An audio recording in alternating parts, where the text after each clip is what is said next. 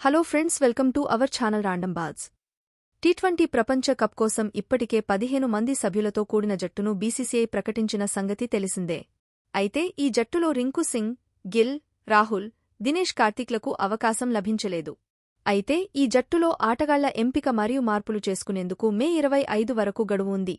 అంటే ప్రపంచకప్ ప్రారంభానికి వారం రోజుల ముందు జట్టులో మార్పు రావచ్చు. ఇక ఆ తర్వాత గాయం లేదా ఇతర కారణాల వల్ల భర్తీ చేసే ఆటగాళ్లను ఎంపిక చేయాల్సి ఉంటుంది. అయితే ఈ మార్పునకు ముందు ఐసీసీ టెక్నికల్ కమిటీ అనుమతి తీసుకోవాల్సి ఉంటుంది.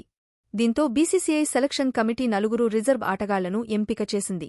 ఎందుకంటే గతంలో కూడా టీమిండియా ఇలాంటి మార్పు చేసి అక్షర్ పటేల్కు ప్రపంచకప్ జట్టుకు ఎంపిక చేసింది. ఇక ఇప్పుడు ఈ ప్రపంచకప్ ప్రారంభానికి ఇంకా రోజులు మాత్రమే ఉన్న సమయంలో రిజర్వ్ ఆటగాళ్ల జాబితాలో ఉన్న శార్దుల్ ఠాకూర్కు అవకాశం కల్పించనున్నట్లు తెలుస్తుంది.